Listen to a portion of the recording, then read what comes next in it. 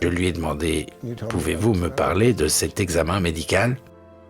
Cela n'avait aucun sens. Tout tournait uniquement autour de ses organes. Tout ce qui comptait, c'était ces tissus dans nos yeux appelés cornées.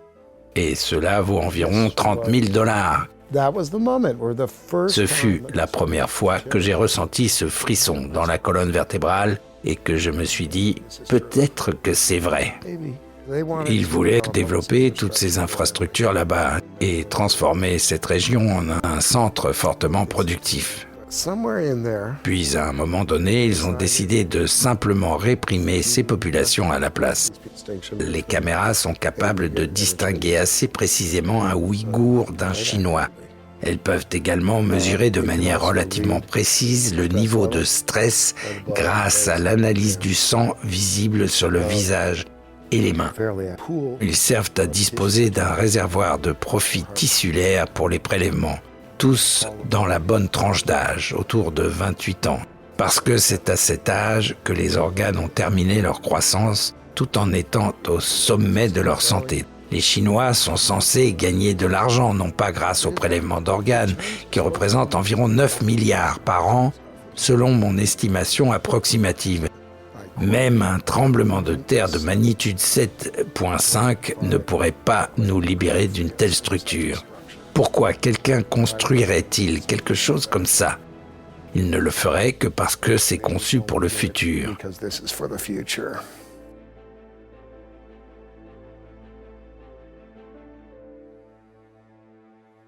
Hello, Mr. Gutman. Thank you so much for accepting this interview with NTD France. Vous êtes journaliste d'investigation, analyste spécialisé sur la Chine et auteur reconnu pour vos enquêtes sur les droits de l'homme, les camps de détention et les prélèvements forcés d'organes en Chine.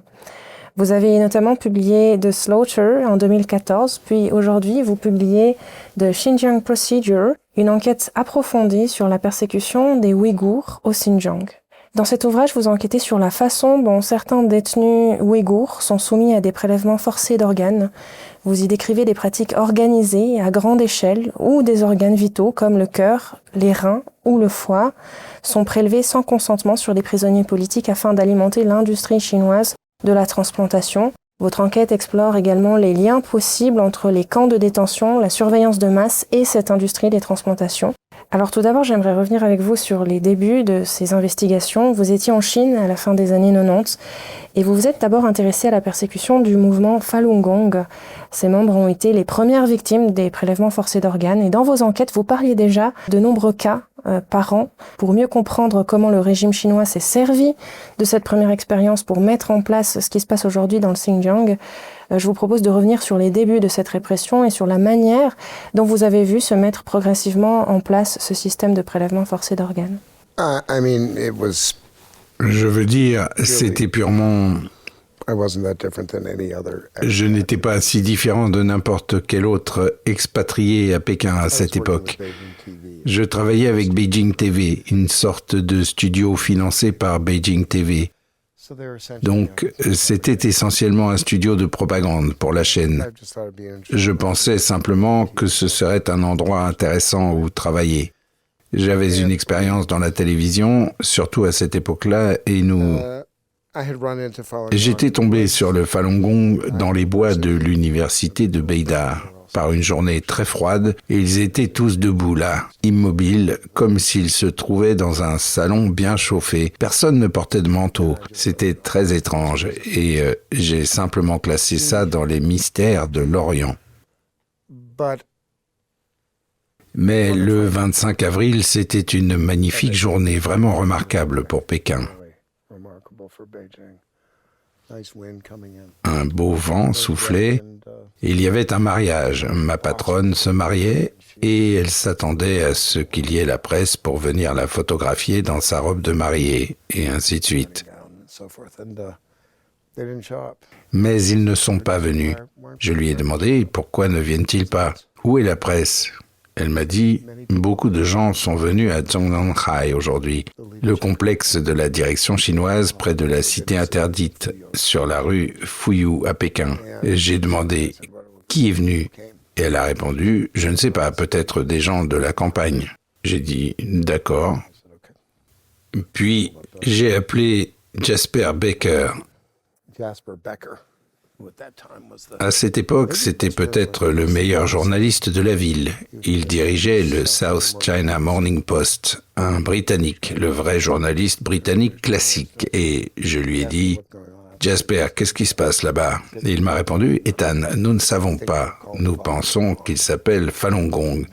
Nous avons été pris complètement au dépourvu. Nous n'avons aucune information. » Et cela m'a vraiment resté en tête, parce qu'ensuite, les reportages sont sortis. Et bien sûr, il s'agissait essentiellement de rapports de propagande chinoise sur ce qui s'était passé. Eh bien maintenant, je sais ce qui s'est réellement passé. À l'université de Tianjin, il y avait eu des manifestations discrètes contre des articles diffamant le Falun Gong. Dans un État comme la Chine, vous avez en réalité un choix. Lorsqu'une personne officielle écrit quelque chose comme cela, c'est un ballon d'essai ou autre. Vous pouvez vous lever et vous faire écraser, ou ne pas vous lever et vous faire écraser quand même. Alors, le Falun Gong avait choisi à plusieurs reprises cette méthode consistant à simplement rester debout ensemble, en masse, parce qu'il y avait énormément de pratiquants de Falun Gong en Chine.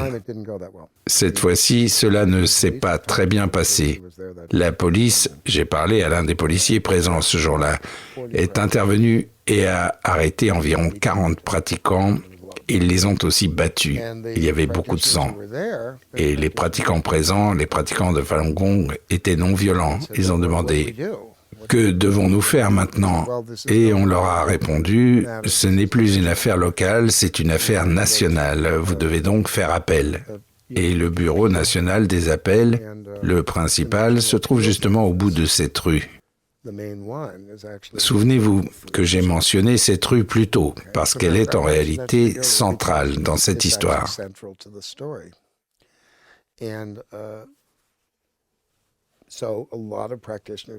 Ainsi, beaucoup de pratiquants ont décidé de se rendre au bureau national des appels ce même jour. Ils sont tombés sur quelque chose d'inattendu. Le bureau des appels avait tout simplement disparu pour la journée. À la place, ils se sont retrouvés face à un grand nombre de policiers qui les ont alignés tout autour de Zhangdonghai. C'est réellement ce qui s'est passé. J'ai étudié cette journée en profondeur. J'ai parlé à de nombreux témoins. Il y avait des caméras installées tous les 3 mètres environ. C'était une mise en scène. Tout avait été organisé pour donner l'impression que le Falun Gong assiégeait. Ce mot a d'ailleurs été utilisé par Asia France Presse. Reuters l'a utilisé aussi. Donc, ils ont encerclé. Tout s'est déroulé exactement comme ils le voulaient. Ils ont même fait dire à Jiang Zemin qui sont ces gens du Falun Gong. L'idée qu'il ait pu dire cela est ridicule parce qu'en réalité, des agents du Bureau de la sécurité publique se rendaient déjà sur les sites de pratique du Falun Gong depuis presque 3 ans. Et, un peu comme moi, ils traînaient là, discrètement, fumaient une cigarette et observaient. C'est ce qu'ils faisaient. Maintenant, je ne sais pas quoi dire de tout cela. Je ne savais pas ces choses-là à l'époque. J'étais assez naïf à ce sujet. Cela ne m'intéressait pas particulièrement, mais le jour où les choses sont devenues violentes, le 20 juillet, j'ai entendu dire qu'il se passait quelque chose. J'avais déjà vu les émissions de télévision dénonçant le Falun Gong ce matin-là, je crois. Mais ce jour-là, je suis allé à Zhangdonghai pour voir ce qui se passait, et il y avait beaucoup de femmes pratiquantes du Falun Gong qu'on jetait dans des bus. Et ils poussaient les dernières à l'intérieur quand je suis arrivé. J'étais très paranoïaque à l'idée d'aller là-bas parce que cela donnait vraiment une mauvaise impression. Alors, j'ai décidé de jouer le touriste perdu avec mon vélo en mettant un gobelet Starbucks bien en évidence. J'avais un chapeau ridicule et ça a marché. Personne ne m'a mis de pression. Il se disait juste « Oh, c'est un idiot de touriste qui s'est retrouvé ici par hasard ».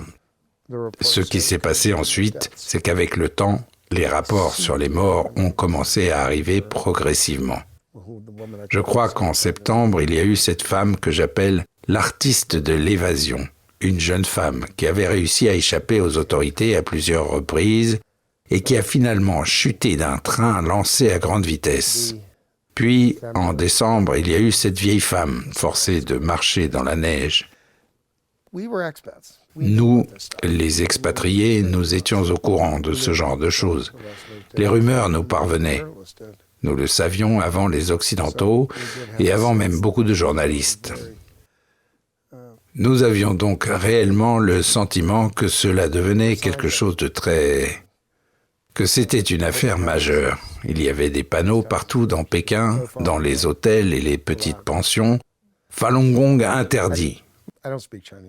Je ne parle pas chinois, mais ma femme me traduisait. Elle parle un excellent chinois. Et il y avait énormément de signes de cette répression. Il y avait même de la musique à ce sujet, des choses comme ça. Beaucoup de contenu à la télévision. Il y avait des camions équipés de haut-parleurs dans les rues, comme on n'en avait plus vu depuis la révolution culturelle, diffusant de la propagande à plein volume. C'était très perturbant. Dans mon bureau, où nous avions ce petit studio de Beijing TV, mais certains producteurs, dès le premier jour de la répression, se sont mis à pleurer. J'ai demandé « Pourquoi pleurent-ils » On m'a répondu « Oh, c'est comme la révolution culturelle qui recommence ». Il y avait donc cette atmosphère extrêmement troublante qui nous envoyait un signal très clair. Mais à ce moment-là, je n'avais aucune intention de faire un reportage sur le sujet. Je pense qu'en partie, j'ai compris que le Falun Gong avait probablement une voix et que cette voix ne passait pas. Les livres publiés sur le Falun Gong étaient pour la plupart médiocres. Danny Schechter, paix à son âme, était un ami à moi, mais il a écrit le livre le plus froid et juridique imaginable sur le Falun Gong, une sorte d'ouvrage de droit international qui donnait l'impression qu'il avait été trouvé dans un tiroir. Et je me suis dit, il doit y avoir quelque chose de plus profond que ça. Cet été-là, toujours le premier été, je suis descendu à Washington avec mon ami Danny Schechter et je lui ai dit « Je comprends que le Falun Gong va organiser une manifestation. Tu veux que j'y aille? Je peux diriger l'équipe de tournage. » Et il m'a répondu « Oui, vas-y. » Alors, j'y suis allé. J'ai interviewé quelques personnes. Ce n'étaient pas les interviews les plus inspirantes. Le responsable de Sound of Hope Radio Network, Alan, était là. Il croyait qu'un des sénateurs que j'avais mentionné était une femme. Il s'est trompé en direct à la caméra. Il y avait plein de choses absurdes comme ça. Vous savez, c'était une sorte de comédie noire lors de cette première tentative. Personne ne savait vraiment ce qu'il faisait, et c'est cela que j'ai filmé. Ensuite, je suis revenu et j'ai dit « Voilà ce qu'il faut montrer parce que les Chinois affirment que tout cela est un plan de la CIA, mais il était impossible de mettre en scène ce genre de choses.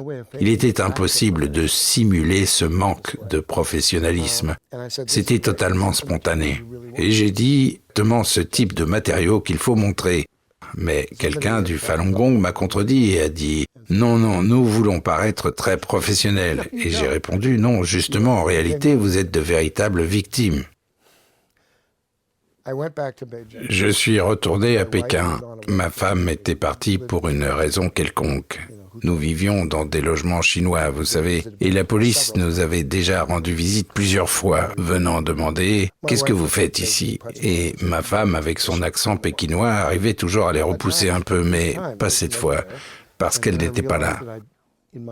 Et là, j'ai réalisé que, dans ma précipitation pour rentrer, j'avais fourré dans mon sac non seulement tout un tas de matériel promotionnel du Falun Gong, et même une petite bannière, mais aussi Joan Falun, un exemplaire du livre du maître Li.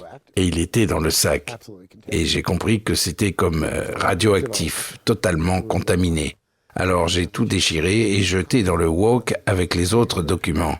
J'ai mis de l'huile de cuisson dessus et je me suis dit que si quelqu'un me voyait, parce que nous avions une fenêtre qui ne fermait pas vraiment, il penserait simplement que je préparais un étrange sauté. Et c'est ce que j'ai fait. J'ai tout brûlé, assis là, en sous-vêtements. Puis j'ai réalisé que j'avais des traces noires partout sur le visage et tout le reste. Des traînées noires sur le visage. Et j'avais l'air affamé et complètement fou. Et je me suis dit, je vais simplement redevenir américain. Je vais oublier tout ça maintenant. J'ai écrit cela dans un livre que plus personne ne lit vraiment aujourd'hui, et ce n'est pas grave. Il s'appelle « Losing the New China ».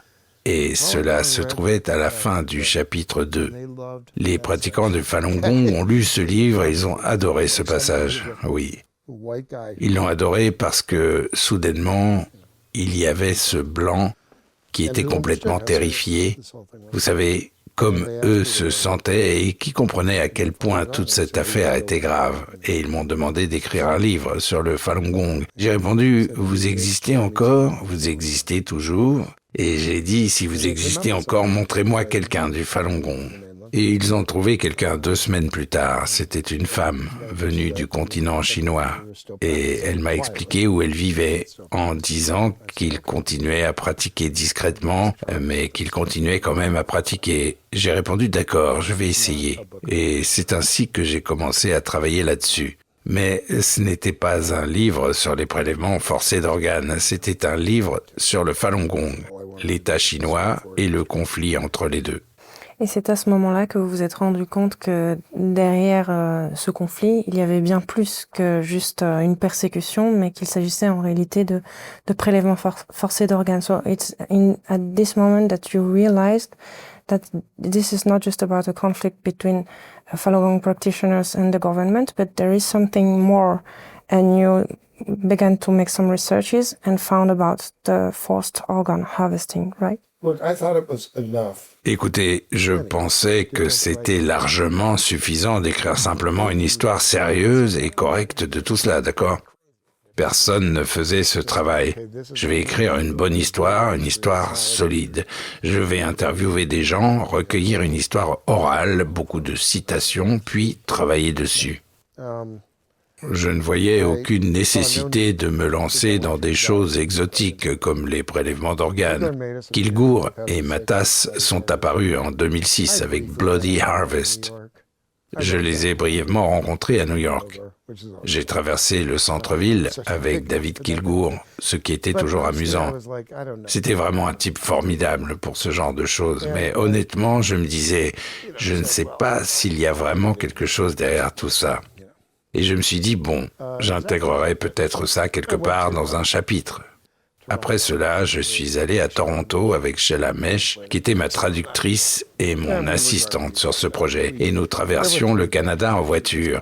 Il y avait 3 pratiquants qui venaient juste de sortir des camps et ils avaient été détenus ensemble dans ces camps. Et l'une d'eux était vraiment une femme très simple de la campagne. Elle avait une personnalité très attachante, elle souriait beaucoup, elle était dure et elle avait une voix un peu rocailleuse. Et j'ai commencé à l'interviewer, elle racontait. J'ai été torturé, mais j'ai, vous savez, serré les dents et résisté de différentes manières. Puis elle a mentionné un examen médical et je lui ai demandé « Pouvez-vous me parler de cet examen médical ?» Elle l'a décrit. Cela n'avait aucun sens. Tout tournait uniquement autour de ses organes. Ce n'était pas vraiment lié à la santé. Ou des pressions sur l'abdomen, des analyses d'urine, d'un électrocardiogramme. Et je lui ai dit « Peut-on parler un peu plus de cet examen ?» Elle m'a regardé comme pour dire « Vous êtes vraiment idiot. Je suis en train de vous raconter mon combat spirituel contre ce gardien horrible et vous voulez parler d'un examen stupide ?» Et pour moi, c'était irrésistible, d'accord? Pour un journaliste d'investigation, c'est exactement ce qu'on veut entendre. Littéralement, j'ai dû insister pour qu'elle revienne sur ce sujet. Et c'est là qu'elle m'a parlé des yeux, ce qui m'a bouleversé. Elle a dit, ils ont examiné mes yeux. Ils braquaient une lumière dans mes yeux et les examinaient très attentivement des deux côtés. Et j'ai demandé, ils vous ont fait un test comme celui-ci? Elle a répondu, non. Ils ne faisaient aucun test de vue réelle parce que cela n'avait aucune importance. Tout ce qui comptait, c'était ces tissus dans nos yeux appelés cornées. C'est tout. Et cela vaut environ $30,000, 15 000 chaque à ce moment-là. Ce fut la première fois que j'ai ressenti ce frisson dans la colonne vertébrale et que je me suis dit, peut-être que c'est vrai, peut-être. Et ensuite, j'ai commencé à retrouver cela encore et j'étais très prudent de ne jamais laisser transparaître mon propre enthousiasme ou mon intérêt ou quoi que ce soit. Je ne fais jamais ça. J'ai appris à ne pas le faire après plusieurs années comme reporter télé. C'est même l'inverse, il faut totalement étouffer cela. Il faut leur poser 100 questions sur tout, sauf sur les examens médicaux, afin que lorsque vous glissez finalement sur la question, cela arrive naturellement. Sinon, vous risquez d'être induit en erreur. Ce sont des gens qui sortent de situations extrêmement désespérées, vraiment désespérées, et ils veulent naturellement communiquer quelque chose au stupide blanc qui croira n'importe quoi. Il faut essentiellement être extrêmement patient, et c'est ce que j'ai appris, la patience nécessaire pour attendre que ces choses émergent d'elles-mêmes. Bien sûr, je m'intéressais à leurs expériences, à la torture qu'ils avaient subie. Je ne veux pas donner l'impression que cela ne m'intéressait pas, ni que leur parcours spirituel ne m'intéressait pas. Tout cela m'intéressait, mais progressivement, cela est devenu de plus en plus le centre de mon attention. D'autres reporters ont fait cela aussi. Kilgour et Matas ont fait une partie de ce travail. Je pense simplement que je l'ai fait davantage. Je crois qu'eux utilisaient davantage une approche de procureur, un cadre plus juridique. Moi, je travaillais plutôt avec une approche presque psychiatrique. Mon livre est sorti en 2014, The Slaughter. Kilgour et Matas faisaient déjà un travail important. Les pratiquants de Falun Gong poussaient cette question avec beaucoup d'énergie, mais le sujet commençait à s'essouffler, donc je suis arrivé à un très bon moment, même si j'étais un peu tardif. Ils voulaient même m'ajouter comme troisième auteur de Bloody Harvest, lorsqu'ils ont voulu le publier sous forme de livre plutôt que de simples rapports. Et j'ai répondu non, je vais faire mon propre livre. Mais ensuite, nous nous sommes réunis pour réaliser le rapport sur le volume des transplantations et cela a été un vrai succès. Ce fut une excellente expérience et c'était vraiment un plaisir de travailler, surtout avec David Matas.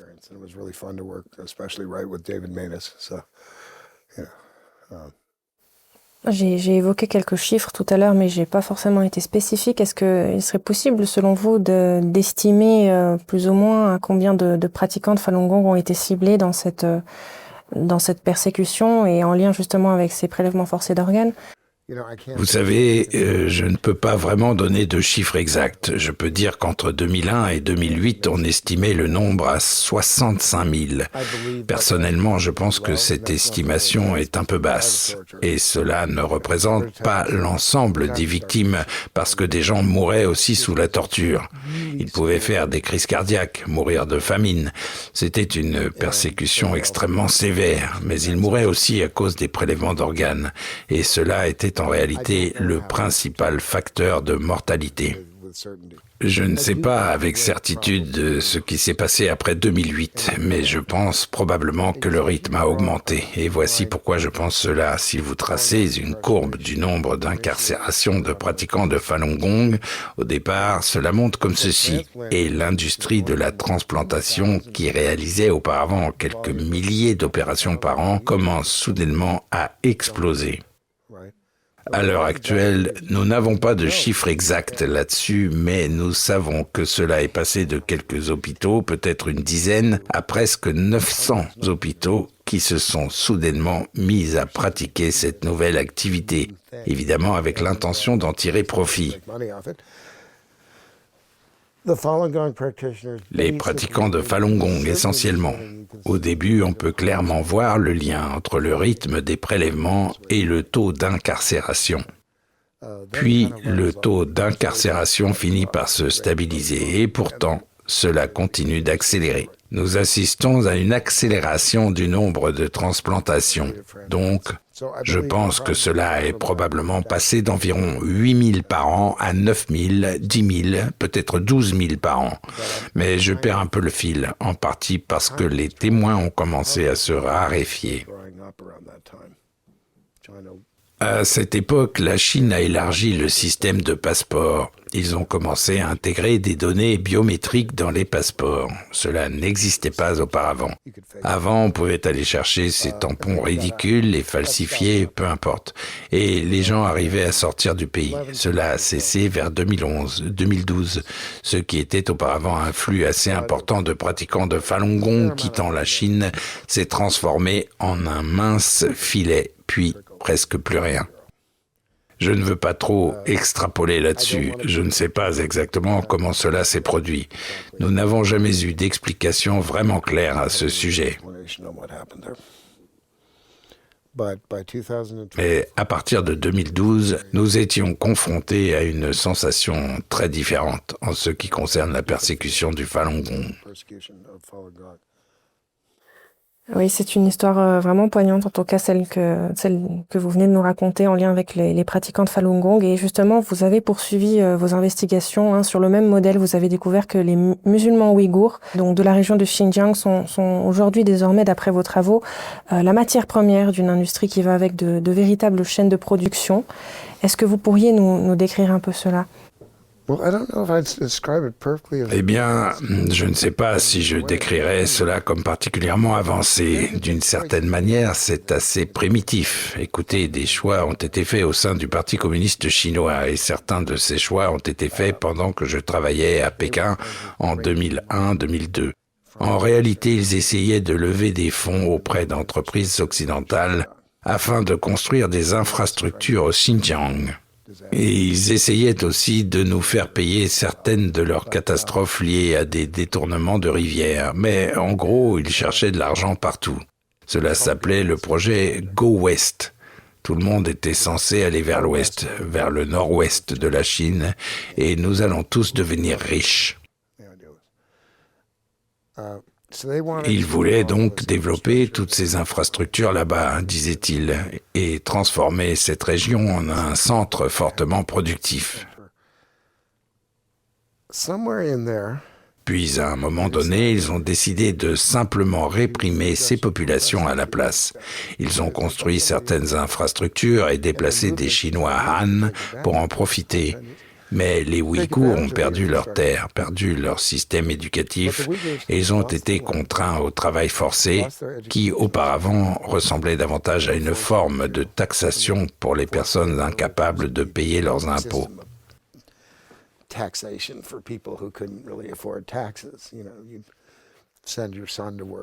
Vous savez, vous envoyez votre fils travailler sur un projet communautaire 1 ou 2 journées par mois. C'était votre taxe. Puis cela est devenu quelque chose qui prenait la moitié de votre temps avant de finir par tout dominer. Cela est devenu le système à grande échelle que nous voyons aujourd'hui dans ces usines qui produisent des marchandises. Et ce ne sont même pas des produits sophistiqués. Ce sont des pains industriels, de mauvais pains blancs, des choses comme ça, d'accord ?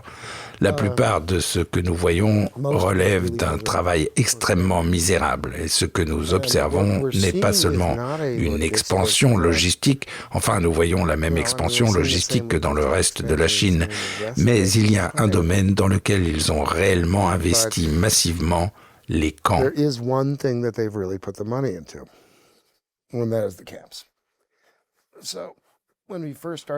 Lorsque nous avons commencé à observer la construction des camps et qu'ils ont commencé à apparaître sur Google Earth vers 2014-2015, c'était irréel.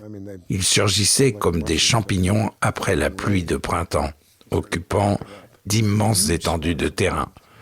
Dans le même temps, ils démolissaient des cimetières entiers pour les transformer en parking. Tout cela se déroulait apparemment de manière intentionnelle.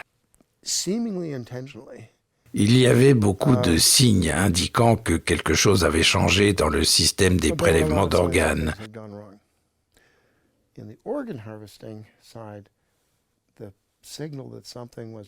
Le signal d'un changement était en cours. C'est que, selon Ming Hui, la police apparaissait dans 5 provinces différentes et entrait dans les domiciles des pratiquants. Ces personnes avaient peut-être eu des problèmes autrefois, mais elles n'étaient plus détenues à ce moment-là. Et pourtant, la police prélevait un échantillon de sang et faisait un prélèvement ADN à l'intérieur de la joue. L'hypothèse d'Organisation contre Human Rights Watch était « Oh, il s'agit simplement d'une atteinte à la vie privée. » Non, ce n'est pas cela. Sang plus ADN permettent d'obtenir une compatibilité tissulaire parfaite, ce que nous appelons un typage tissulaire ou un cross-match. Vous pouvez ainsi déterminer avec une très grande précision si un organe fonctionnera chez quelqu'un. En réalité, la Chine le fait probablement plus précisément que n'importe quelle autre société sur Terre. Il y avait donc tous ces signes étranges. À un moment donné, une hypothèse était qu'il manquait peut-être de pratiquants de Falun Gong, du moins dans les bonnes tranches d'âge. C'est en tout cas ainsi que je l'interprète. Nous avions donc ce signe étrange. Puis, parallèlement à la montée des camps, nous avons observé un autre élément.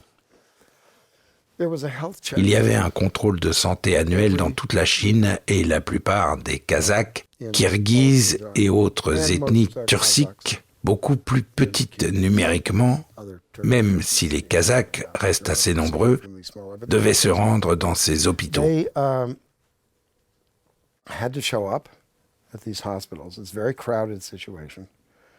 C'était extrêmement bondé et ils devaient subir exactement le même type d'examen avec notamment une prise de sang. Et ce test sanguin était combiné avec un kit de test ADN fourni par Thermo Fisher Scientific pour obtenir des résultats qu'ils ne voyaient jamais. Personne n'était jamais informé qu'il était diabétique. Personne ne recevait de conseils du type « vous devriez dormir davantage » ou autre. Rien de tout cela. Aucun résultat. Personne n'était informé d'un éventuel cancer. Donc ces contrôles de santé semblaient uniquement servir à du typage tissulaire. Human Rights Watch, qui, pour des raisons que je n'ai jamais réussi à comprendre, a toujours semblé hostile au Falun Gong, était tellement déterminé à ignorer ce qui se passait qu'ils ont affirmé qu'il s'agissait simplement de surveillance. Ce qui est partiellement vrai, l'ADN peut effectivement être utilisé pour retrouver d'autres membres d'une famille. Mais ils ont essentiellement réduit tout cela à une simple atteinte à la vie privée. Je me disais, mais c'est une question de vie ou de mort, pas simplement de vie privée. Qu'est-ce qui ne va pas chez vous ? Je me suis assis avec l'un des directeurs que je décris dans le livre. Je ne veux pas entrer dans les détails ici, mais j'ai vraiment eu le sentiment qu'il y avait énormément de tromperies, y compris en Occident, dans la manière dont certaines organisations de défense des droits humains regardaient ce qui se développait. Pour moi, c'était évident, ils étaient en train de déplacer leur système de prélèvement forcé. Le Falun Gong devenait trop complexe à exploiter, c'était trop risqué, cela attirait trop de pression internationale, peut-être aussi que les pratiquants vieillissaient. Tous ces facteurs se combinaient, ils ne voulaient plus vraiment continuer à prélever sur eux. Alors ils allaient déplacer cela et le rationaliser dans une seule région du pays où personne ne va jamais, où ils peuvent contrôler tous les points d'entrée et contrôler Internet. Ainsi, personne ne peut rien dire et ils peuvent contrôler les lieux de résidence des populations. Et ce sont les camps. Je ne pense pas que ce soit une structure souhaitable. Je ne sais même pas s'il est rentable. Peut-être que cela rapporte à la Chine, peut-être pas. Mon intuition fondée sur les témoignages est que ces camps coûtent des sommes incroyables. Nous avons fait sortir un témoin du Kirghizistan. Nous avons réussi à le faire sortir parce qu'il possède une mémoire photographique. Chaque mur, l'épaisseur exacte des murs. Il racontait qu'il tapait dessus pour comprendre où se trouvaient les structures internes. Et il disait, je cite, « Même un tremblement de terre de magnitude 7,5 ne pourrait pas nous libérer d'une telle structure. Pourquoi quelqu'un construirait-il quelque chose comme ça ? Il ne le ferait que parce que c'est conçu pour le futur. Et je pense que c'est probablement vrai. Il s'agit d'un plan à long terme. »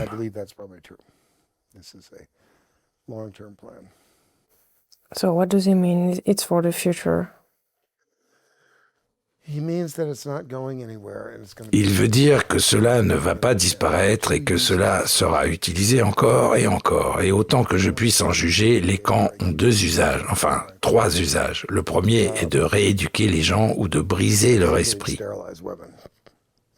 Parfois aussi, ils servent à stériliser des femmes. Ils sont utilisés pour cela. Certains ont même été construits avec des indices montrant l'installation de petites cliniques spécifiquement destinées à cet objectif. Mais principalement, ils servent à disposer d'un réservoir de profit tissulaire pour les prélèvements. Tous dans la bonne tranche d'âge, autour de 28 ans, 27, 28, 29, 30 ans. Parce que c'est à cet âge que les organes ont terminé leur croissance tout en étant au sommet de leur santé, d'accord ? Et enfin, ils servent aussi simplement à produire des marchandises. Je pense que c'est ce vers quoi se dirige l'avenir des Ouïghours. Oui, justement, votre enquête, elle montre également que certains camps, certains transferts de population auraient progressivement débouché sur des formes de travail forcé industriel. Selon vous, dans quelle mesure les chaînes d'approvisionnement mondiales pourraient-elles être liées à ce système ? Les chaînes d'approvisionnement mondiales, c'est une question complexe. Je pense que parfois, on en fait trop autour de cela parce que nous sommes en Occident. Ce que nous aimons faire, c'est parler de nous-mêmes. Non pas que nous ne voulions pas parler des victimes là-bas, mais il est plus intéressant pour nous de parler des grandes maisons de mode et de la quantité de coton qu'elles mettent dans leurs produits. C'est presque devenu un jeu amusant, une sorte de grand jeu moral. Vous obtenez une sorte d'absolution papale si vous faites la bonne chose dans un domaine pendant que vous ignorez autre chose. Beaucoup de produits proviennent effectivement de ce système. Je préfère parler de ce que j'ai moi-même découvert plutôt que du travail des autres, les rouges à lèvres. Il s'avère que les piments du Xinjiang fournissent les colorants. Il existe une certaine nuance de rouge très vive et très attractive. Ils sont aussi toxiques, mais ils fournissent le rouge d'environ 50% des rouges à lèvres dans le monde. C'est selon les chiffres chinois. Peut-être que ce n'est que 35%, mais cela reste énorme. Cela m'a toujours fasciné, parce que les femmes mettent du rouge à lèvres tous les jours et derrière cela, la personne qui coupe ces piments porte des gants, un masque à gaz, etc. J'ai rencontré une femme qui avait dû faire ce travail pendant tout un été et qui était tombée très malade. C'était l'un de mes témoins. Il y a tellement d'impacts liés au travail forcé. Mais je pense que le point principal, c'est qu'ils ne font pas vraiment ce type de travail très sophistiqué. Au départ, ce que nous avons vu, c'était une période où les Ouïghours étaient pris en masse, par groupe, puis quasiment vendus aux enchères comme des esclaves, littéralement comme dans une vente aux enchères d'esclaves, mais version électronique. Et les travailleurs étaient attribués puis envoyés dans des baraquements sous surveillance où ils travaillaient. Les hommes et les femmes étaient toujours séparés, d'accord ? Et les femmes étaient généralement gardées jusqu'à environ 50 ans afin de s'assurer qu'elles n'aient plus d'enfants. Pour les hommes, c'est moins clair. Pour une raison quelconque, ils semblent souvent être libérés vers 45 ans et nous ne savons pas vraiment pourquoi. Il y a donc des aspects très étranges dans tout cela, mais fondamentalement, l'objectif est de briser leur esprit et d'utiliser ce système. Maintenant, ce système d'enchères a été découvert, il a été dénoncé publiquement et ils l'ont déplacé dans l'ombre. Cela existe toujours, mais probablement plus au même niveau. Ce qu'ils semblent faire désormais, c'est transformer les soi-disant camps de rééducation en usines. Essentiellement, c'est ce qui s'est produit. Cela permet donc au Parti communiste chinois de dire « Tout le monde est rentré chez soi, ou beaucoup de gens sont rentrés, les camps sont terminés, vous pouvez arrêter de vous inquiéter. » Et en même temps, cela leur permet de produire des marchandises. Et c'est vrai que certaines personnes âgées sont rentrées chez elles. Mais elles ne sont plus candidates au prélèvement d'organes. Et elles ne sont plus très utiles non plus comme main-d'œuvre.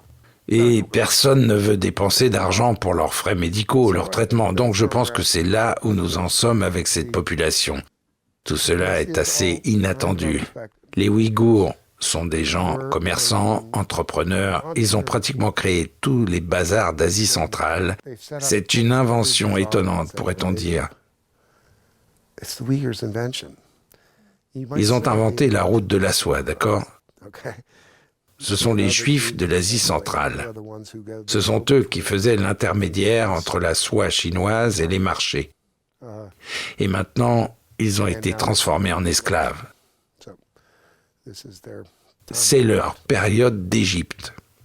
Oui, ce qui est frappant, c'est que vous dites en réalité que des atrocités d'un autre âge et un système massif de surveillance sociale ont été en réalité développés et améliorés avec le soutien de technologies de pointe dans le seul but initial d'éliminer un groupe de pratiquants de Falun Gong et maintenant les Ouïghours.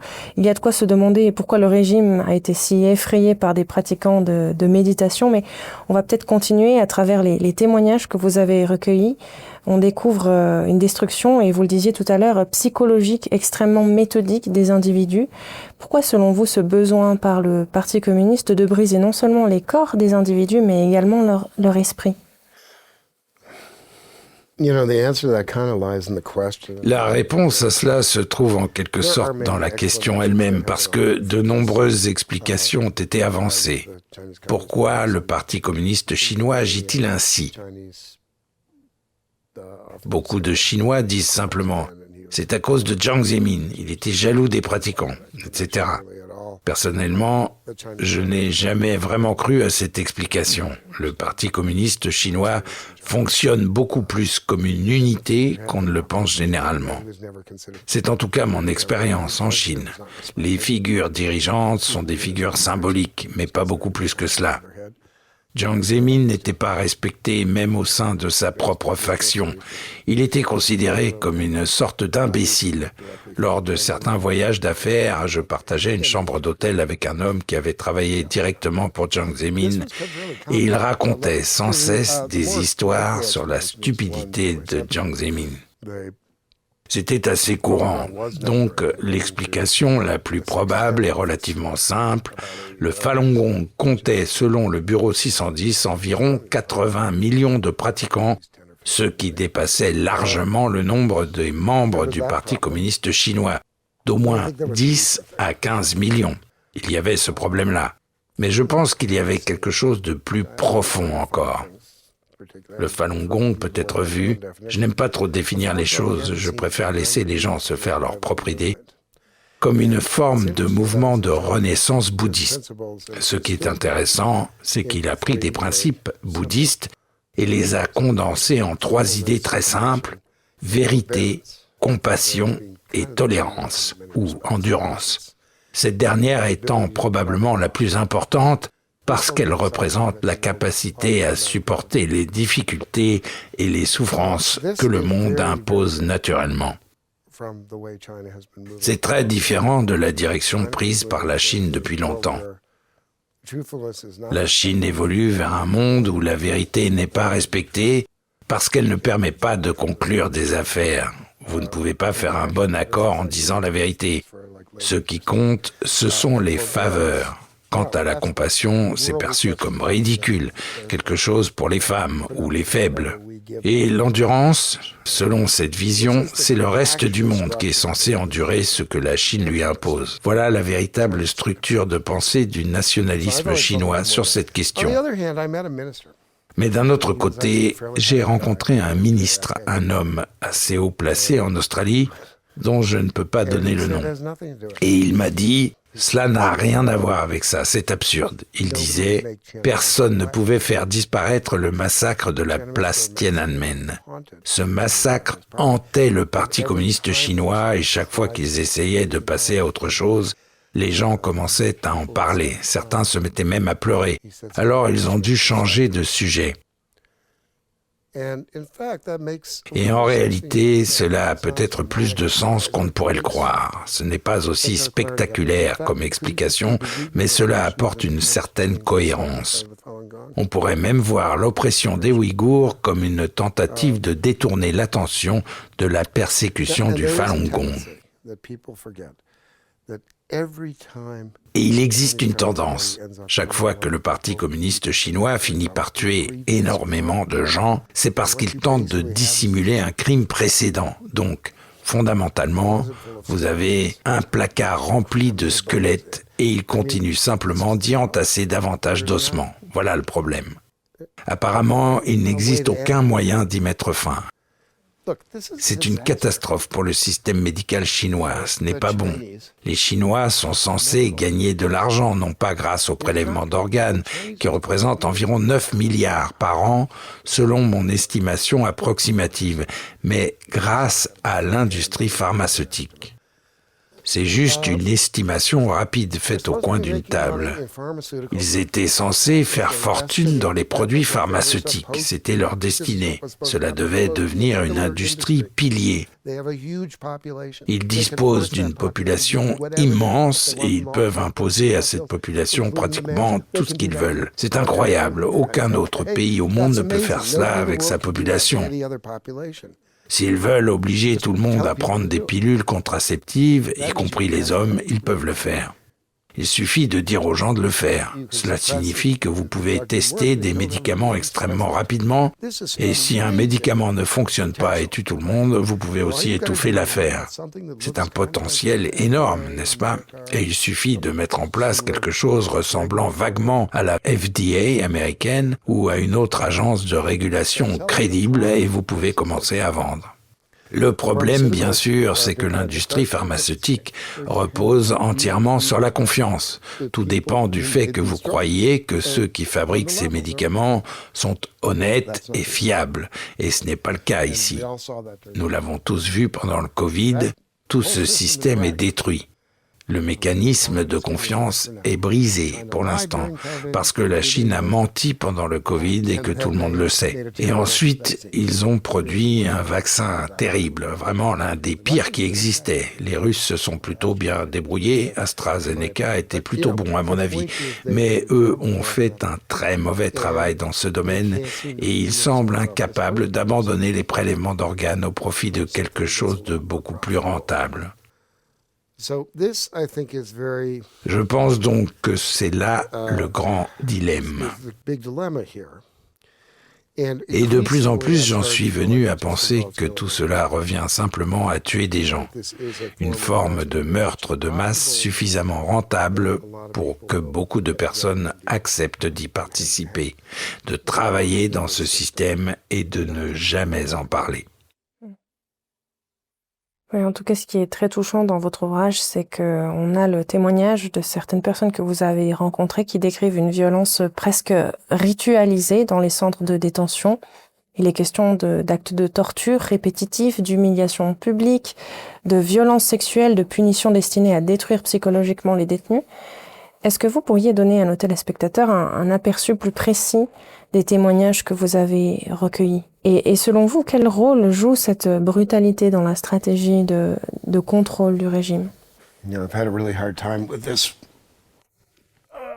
Vous savez, j'ai eu énormément de mal avec cette question parce que il existe certaines différences, par exemple entre le Falun Gong et les Ouïghours sur ce point.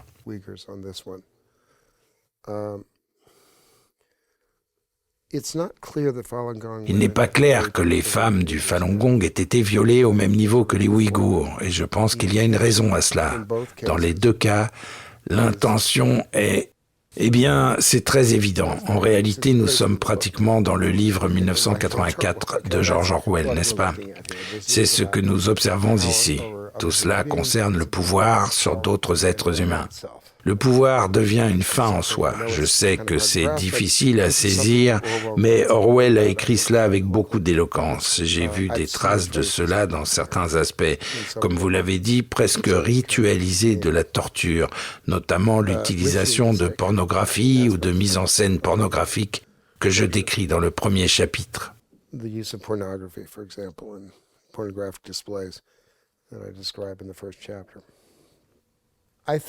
Je pense cependant que c'est différent.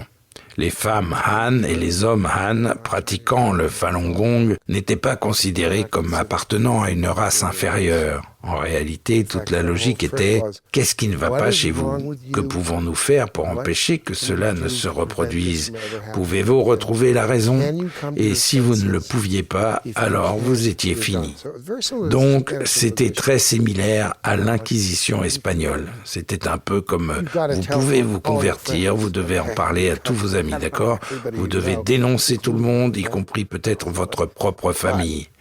Mais vous pouvez vous convertir et alors, tout ira bien pour vous. La situation des Ouïghours semble beaucoup plus explicitement raciale. Regardez, cette insistance incessante autour de la pénétration sexuelle des femmes et des hommes ouïghours vise clairement l'humiliation et la réduction des êtres humains à l'état d'animaux. Tout cela est conçu pour leur dire « vous êtes des animaux, vous n'existez pas comme des êtres humains à part entière ». Et si vous vous souvenez du premier chapitre avec la victime Ruki Perat, qu'a-t-elle répondu? Elle leur a dit « Si je vous appelle des êtres humains, c'est une insulte aux êtres humains.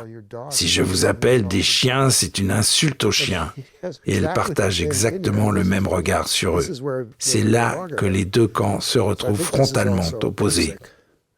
Donc, je pense que c'est aussi une différence fondamentale entre les deux groupes, y compris dans les objectifs. Je pense que pour le Falun Gong, ils n'ont pas le choix. Ils sont des Han chinois. Ils doivent changer la Chine. Et c'est une tâche sacrée, importante, honorable. Les Ouïghours, eux, veulent quitter la Chine. Les seuls qui veulent qu'ils restent, c'est le Parti communiste chinois. Eux, ils ne le veulent pas. Il n'y a aucune raison pour qu'ils veuillent rester dans ce système. Ils sont racialement différents. Ce sont essentiellement des Caucasiens. Oui, bien sûr, ils ont des yeux, vous savez, pour moi, ce sont des gens qui habitent en Chine, mais qui sont complètement différents des Chinois.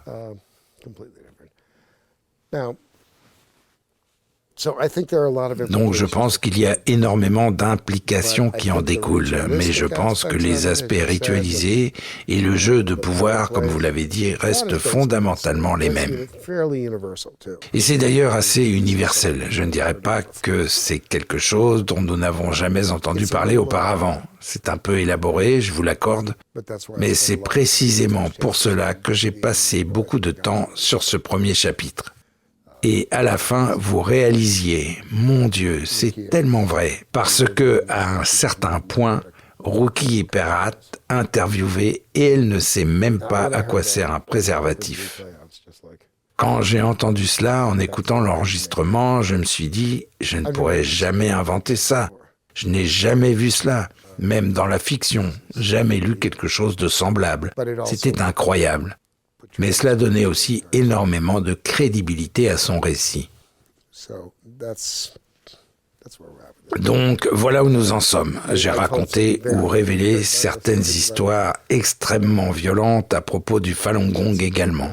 Mais celles-ci concernaient davantage la torture. Ici, comme je l'ai dit, cela semble un peu plus motivé par des considérations raciales.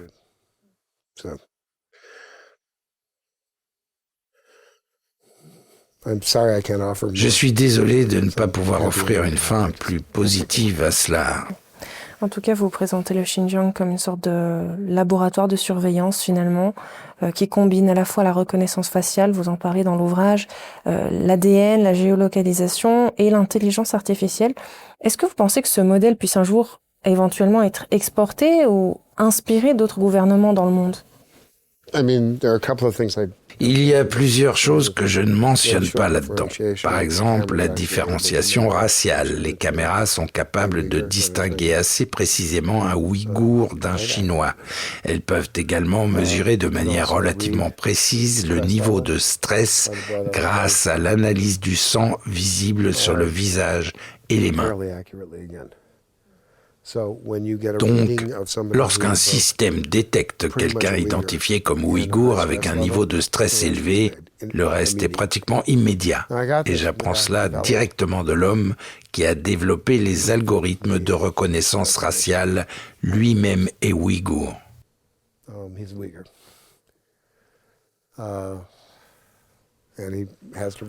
Et il doit rester anonyme. Ce système est extrêmement dangereux. Mettre un tel système entre les mains d'une société surexcitée et obsédée par les questions raciales comme certaines sociétés occidentales aujourd'hui est une très mauvaise idée. Imaginez utiliser cela dans une université. C'est vraiment très dangereux. Il y a tellement de façons dont ce genre de technologie peut déraper. Vous n'êtes pas né dans un État autoritaire. Il faut le rechercher. D'une certaine manière, cela n'arrive pas tout seul. La vérité, c'est qu'il y a une raison pour laquelle nous sommes en conflit avec la Chine. Pourquoi nous sommes pratiquement dans une troisième guerre froide ou une deuxième, peu importe. Nous sommes dans une guerre froide avec la Chine parce que nous avons réellement des différences fondamentales sur ces questions. Et probablement que beaucoup de gens qui disent aujourd'hui qu'ils ne seraient pas prêts à se battre le deviendraient s'ils réalisaient réellement quelles libertés leur seront retirées.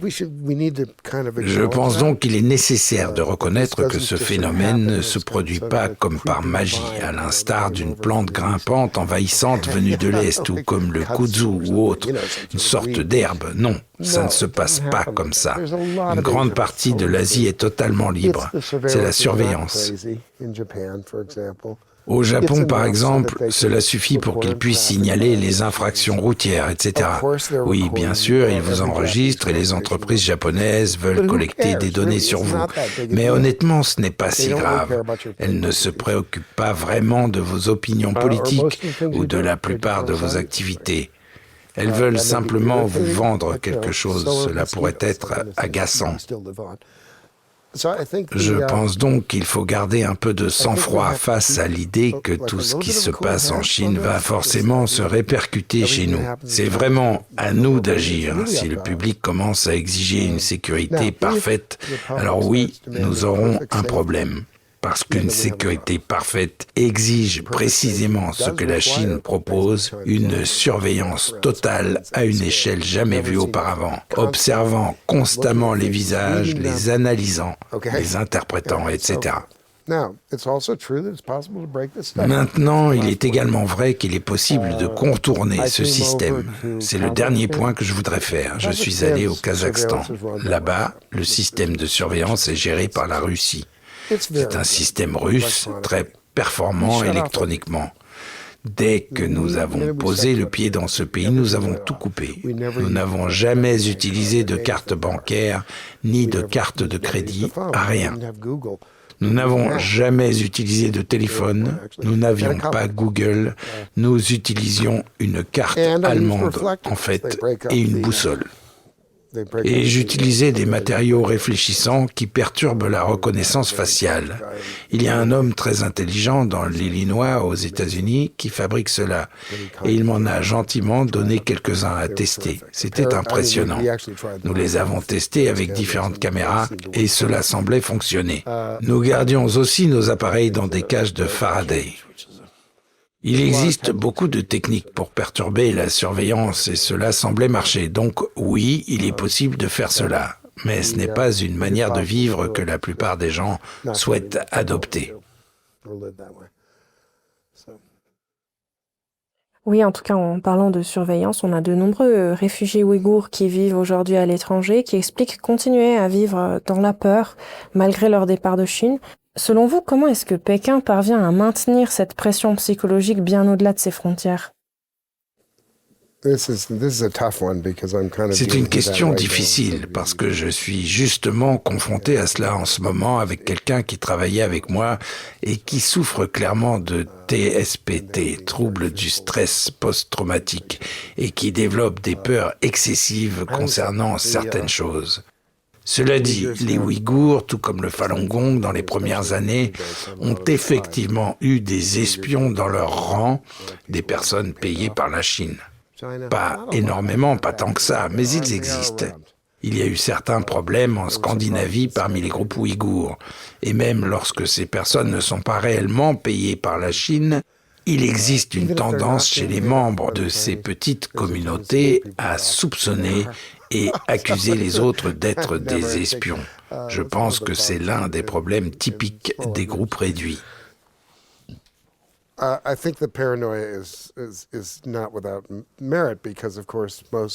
pense que cette paranoïa n'est pas totalement infondée parce que la plupart d'entre eux ont encore de la famille restée au pays. Et si vous ne déclarez pas vouloir l'indépendance du Xinjiang ou ce qu'ils appellent le Turkestan oriental, si vous ne revendiquez pas cela, alors votre famille a une chance de survivre. Mais si vous allez trop loin, alors votre famille sera arrêtée. J'ai vu cela se produire encore et encore.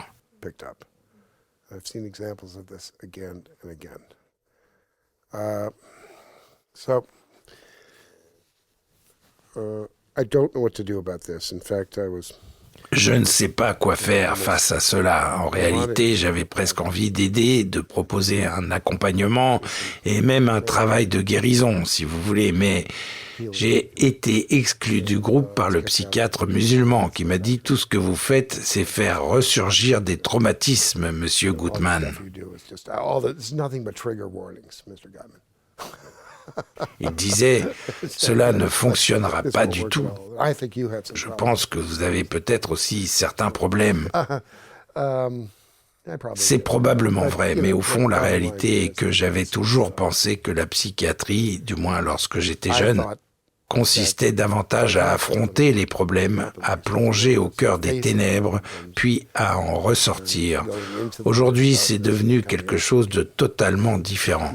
Ne pensons surtout à rien de mauvais, et peut-être que cela fonctionne. Je ne sais pas vraiment. Peut-être qu'ils ont découvert des choses extraordinaires depuis mon époque et que je me trompe complètement. Mais au fond, il y a énormément de personnes brisées psychologiquement, oui. Et cela s'est aussi produit avec le Falun Gong. Le Falun Gong avait une communauté extrêmement soudée, très protectrice. Je l'ai vu de mes propres yeux. Mais cela exige aussi un certain niveau de discipline.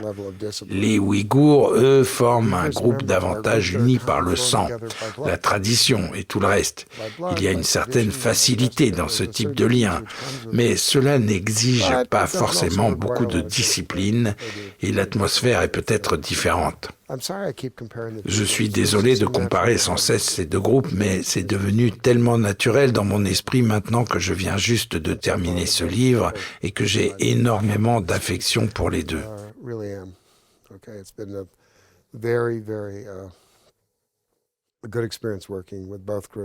Vraiment, cela a été une expérience extraordinaire de travailler avec ces deux groupes, parce que dans les deux cas, j'ai rencontré de véritables héros et je me sens extrêmement chanceux en tant qu'être humain et dans ma vie d'avoir pu vivre cela. En tout cas, dans votre ouvrage, vous parlez d'un véritable pays de Ouïghours disparus avec des familles entières sans nouvelles de leurs proches.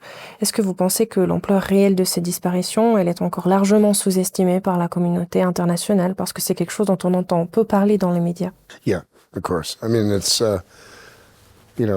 Oui, bien sûr. Ce qui est intéressant, c'est que même récemment, lorsque j'ai participé à des discussions sur ce sujet, les gens veulent immédiatement parler des prélèvements d'organes ou du tourisme d'organes. Personnellement, cela ne m'a jamais beaucoup intéressé. Je me soucie assez peu de savoir qui vient acheter ces organes. Je pense simplement que c'est une histoire sensationnelle et facile à exploiter pour certains journalistes. Peut-être que quelqu'un parlant allemand pourrait aller vérifier combien de touristes allemands du transplant existent réellement. Mais moi, ce qui m'intéresse, ce sont les victimes. Elles sont très réelles pour moi, parce que j'ai parlé à des personnes qui ont perdu des proches, mais aussi à des gens qui ont eux-mêmes été victimes et qui sont profondément détruits par cela.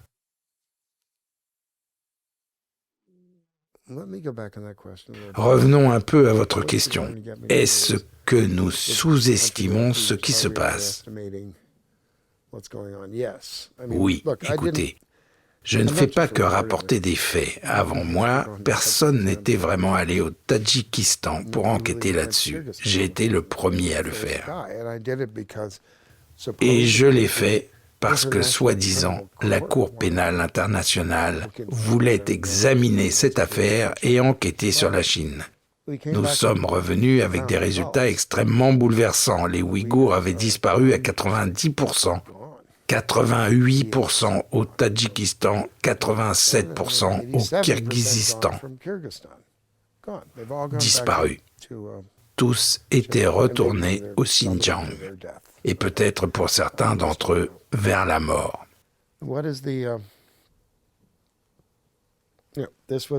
C'était une enquête originale, elle a été très difficile à mener.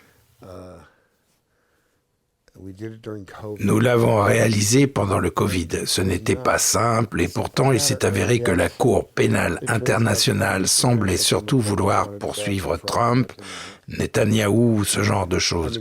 C'était comme si elle ne s'intéressait qu'au sujet tape à l'œil.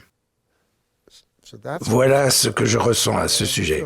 Oui, j'éprouve un certain mépris pour ce qui se passe dans ces soi-disant organisations internationales qui se présentent comme supérieures au commun des mortels.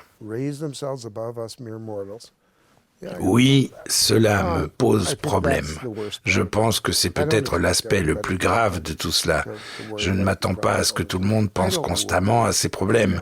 Moi-même, je n'y pense pas tout le temps. Je ne me préoccupe pas constamment de ces problèmes. Mais lorsque nous avons des organisations internationales censées agir face à cela, censées enquêter sur la Chine, et qu'elles découvrent que la Chine agit jusque dans un pays comme le Tadjikistan, l'un des pays les plus pauvres d'Asie centrale, c'est tragique.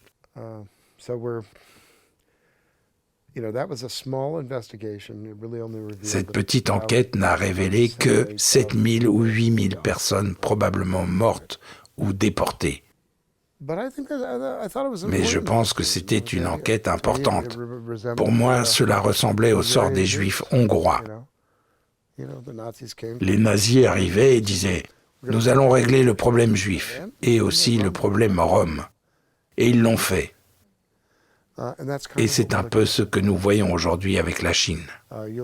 Vous verrez aussi dans le livre que j'aborde l'existence d'une base chinoise située directement à la frontière, une base qui avait même été masquée par Google. Et cette base se trouve à moins de 50 km d'un site qui contiendrait, selon certaines estimations, la moitié des réserves mondiales d'uranium.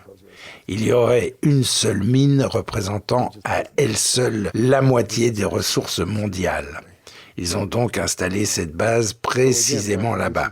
Je pense que cela est stratégiquement extrêmement important et cela me ramène encore une fois à cette idée de guerre froide 2. Oui, merci beaucoup en tout cas pour tous ces partages aujourd'hui. J'aimerais peut-être en guise de conclusion revenir sur le message que vous essayez finalement de faire passer dans votre livre. Vous décrivez le Xinjiang comme une possible préfiguration d'un futur autoritaire qui mêle la technologie, la surveillance et le contrôle biologique.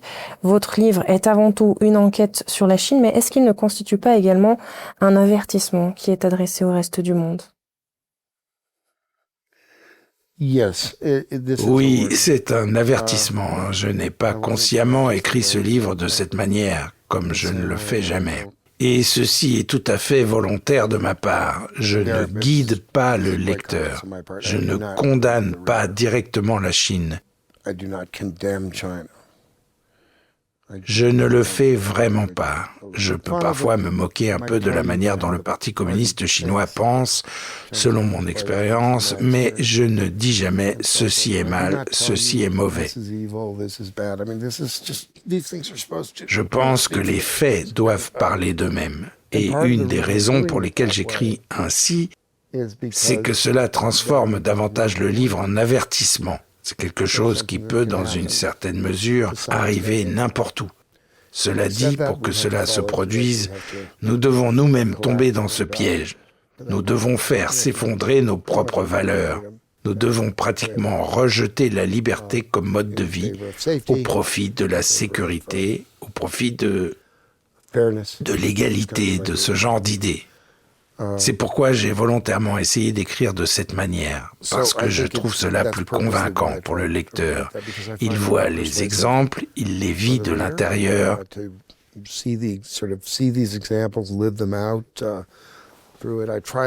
J'essaye d'écrire dans un style narratif, non fictionnel, afin que le lecteur puisse entrer dans les personnages. Je fais cela dans le premier chapitre, et lorsque cela fonctionne bien, parfois, vous ne remarquez même pas que cela se produit. Vous glissez peu à peu dans la peau de cette femme incapable de s'échapper, ce qui augmente votre lien émotionnel avec elle. Et c'est très important. C'est pour cela que le premier chapitre est si brutal, pour donner au lecteur une expérience viscérale qui le conduira ensuite à accepter que certaines choses qu'il juge impensables puissent en réalité être vraies.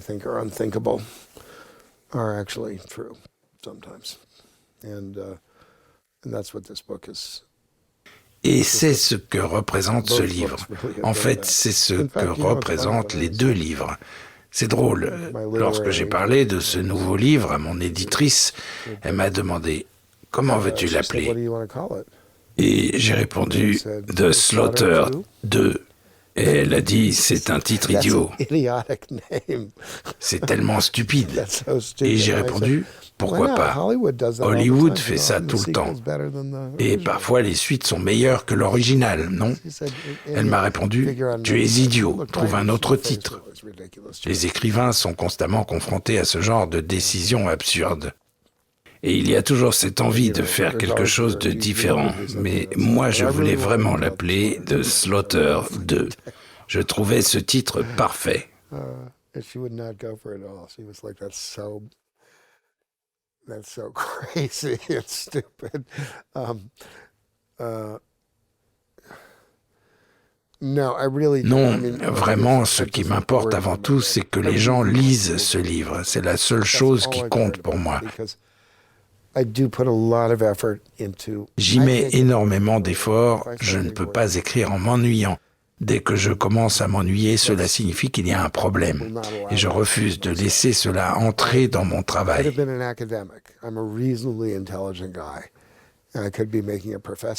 J'aurais pu devenir universitaire. Je suis un homme raisonnablement intelligent. J'aurais pu gagner un salaire de professeur, avoir toute cette sécurité, mais je ne l'ai pas fait parce que je voulais écrire des choses réellement intéressantes. Sans phrases passives interminables.